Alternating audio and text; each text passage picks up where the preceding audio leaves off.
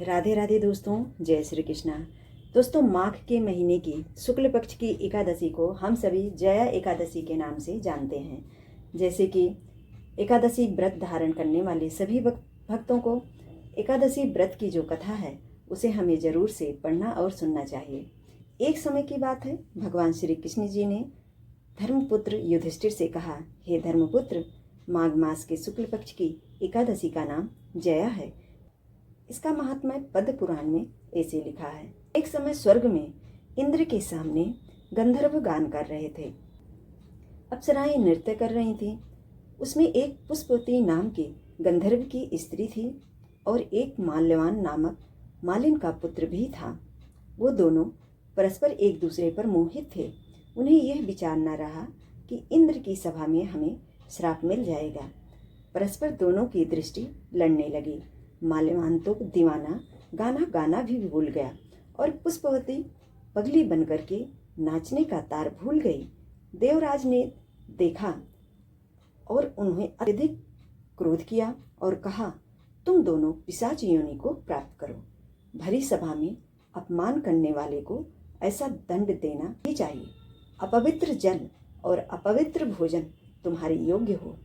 ऐसा कहकर उन दोनों को स्वर्ग से धक्का दे करके गिरा दिया।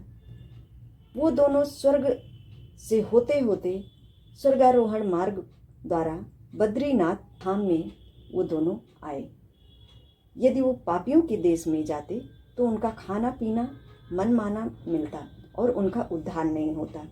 इस कारण से उन्होंने प्रथम ही तपोभूमि पर निवास किया। कष्ट पाकर जीवन से उदास हो गए थे। एक दिन भूख हड़ताल कर दी। रात्रि को बद्रीनाथ के गुण गाकर व्यतीत किया। प्रातः काल हुआ तो उनकी पिशाच योनि छूट गई। स्वर्ग से विमान आए और उन्हें ऊपर अपने साथ लेकर के चले गए। इस तरह से दोस्तों, भूल बस उसने एकादशी व्रत को धारण कर लिया था, जिसके कारण से भगवान श्री हरि विष्णु, जो कि जगत के पालनहार हैं, उस पर कृपा किए और उसके तपोबल के कारण से ही उसे अपने धाम को यानी स्वर्ग में लेकर के गए। इस तरह से जो भी भक्त एकादशी का व्रत करते हैं, भगवान की उन पर विशेष कृपा होती है और जाने अनजाने में किए हुए सभी तरह के पापों से भगवान उसको क्षमा करते हैं और अंत में वो भगवान के परम धाम को अवश्य से जाता है।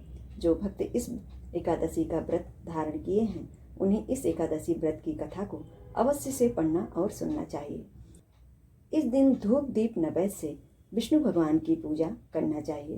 पूजा करने के बाद इस एकादशी व्रत की कथा को अवश्य से पढ़ना या सुनना चाहिए और बाद में आरती करके पूजा में जो भी हमसे गलतियां हुई हों उसके लिए भगवान से क्षमा याचना करना नहीं भूलना चाहिए।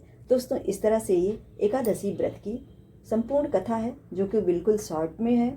आप सभी अपने नित्य नियमों का पालन करते हुए इस एकादशी व्रत की जो कथा है उसे जरूर पढ़ सकते हैं। हमारा वीडियो आप सभी को थोड़ा सा भी अच्छा लगा हो तो लाइक शेयर करना मत भूलिएगा। चैनल पर नए हो तो हमें सब्सक्राइब कर लीजिए। जय श्री कृष्णा, राधे राधे दोस्तों।